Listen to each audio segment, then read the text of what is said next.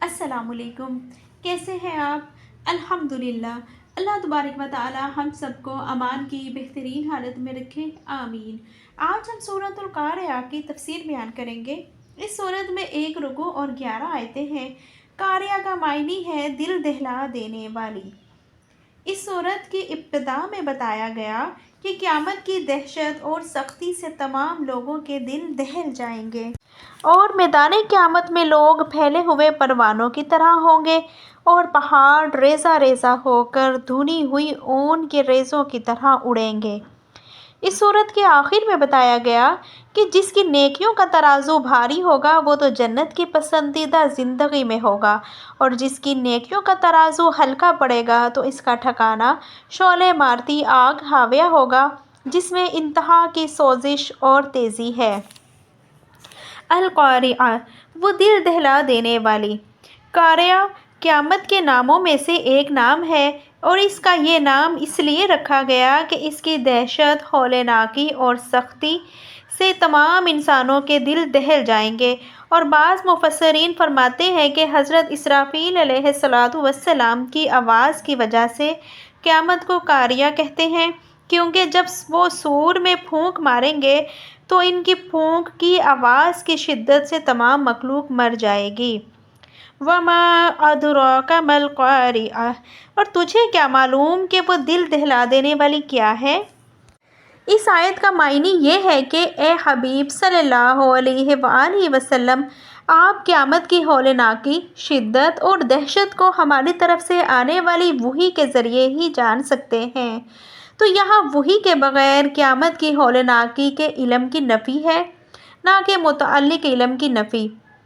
یوم یکون الناس کالفراش المبثوث، جس دن آدمی پھیلے ہوئے پروانوں کی طرح ہوں گے، یعنی جس طرح پروانے شعلے پر گرتے وقت منتشر ہوتے ہیں اور ان کے لیے کوئی ایک جہت معین نہیں بلکہ ہر ایک دوسرے کے خلاف جہت سے جاتے ہیں، یہی حال قیامت کے دن مخلوق کے انتشار کا ہوگا۔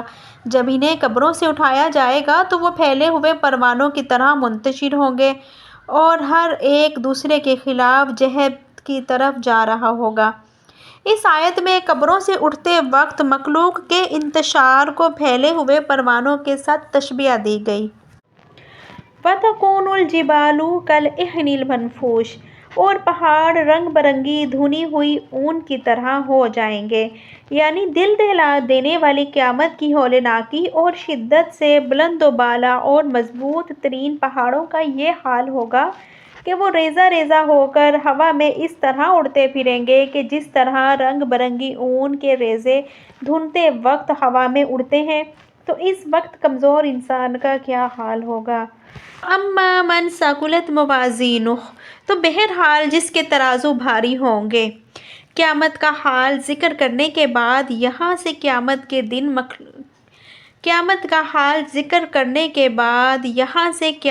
دن مخلوق کی 2 قسمیں بیان فرمائی گئی ہیں۔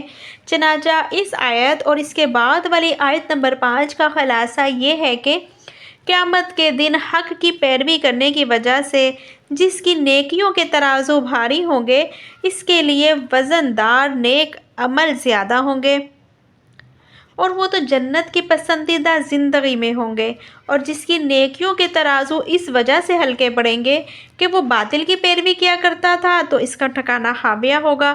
اور تجھے کیا معلوم کہ وہ کیا ہے؟ وہ شعلے مارتی آگ ہے جس میں انتہا کی سوزش اور تیزی ہے۔ یہاں اعمال کے وزن سے متعلق 2 باتیں ذہن نشین رہیں۔ نمبر 1، اعمال کا وزن کیے جانے کے بارے میں ایک قول یہ ہے کہ قیامت کے دن مومن کی اچھی نیکیاں اچھی صورت میں لا کر میزان میں رکھی جائیں گی، اگر وہ غالب ہوئیں تو اس کے لیے جنت ہے، اور کافر کی برائیاں بدترین صورت میں لا کر میزان میں رکھی جائیں گی اور ان کی تول ہلکی پڑے گی، کیونکہ کفار کے اعمال باطل ہیں، ان کا کچھ وزن نہیں، تو انہیں جہنم میں داخل کر دیا جائے گا۔ اور ایک قول یہ ہے کہ قیامت کے دن صرف مومنوں کے اعمال کا وزن کیا جائے گا، تو جس مومن کی نیکیاں برائیوں پر غالب ہوئیں وہ جنت میں داخل ہوگا، اور جس کے گناہ نیکیوں پر غالب ہوئے تو وہ جہنم میں داخل ہوگا، اور اپنے گناہوں کی سزا پوری ہونے کے بعد جہنم سے نکال کر جنت میں داخل کر دیا جائے گا۔ اے اللہ اپنے فضل و کرم اور اپنی رحمت سے اسے معاف کر کے جنت میں داخل کر دے گا، جبکہ کفار کے اعمال کا وزن نہیں کیا جائے گا، جیسے کہ اللہ تعالیٰ ارشاد فرماتا ہے۔ ترجمہ: پس ہم ان کے لیے قیامت کے دن کوئی وزن قائم نہیں کریں گے۔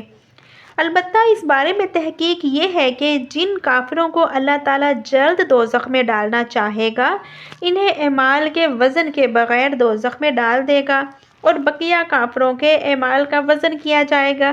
اسی طرح بعض مسلمانوں کو اللہ تعالیٰ اعمال کے وزن کے بغیر بے حساب جنت میں داخل کر دے گا۔ قیامت کے دن میزان قائم کیا جانا اور اعمال کا وزن ہونا برحق ہے۔ اللہ تعالیٰ ارشاد فرماتا ہے، اور اس دن وزن کرنا ضرور برحق ہے، تو جن کے پلڑے بھاری ہوں گے تو وہی لوگ فلاح پانے والے ہوں گے، اور جن کے پلڑے ہلکے ہوں گے تو وہی لوگ ہیں جنہوں نے اپنی جانوں کو خسارے میں ڈالا، اس وجہ سے کہ وہ ہماری آیتوں پر ظلم کیا کرتے تھے۔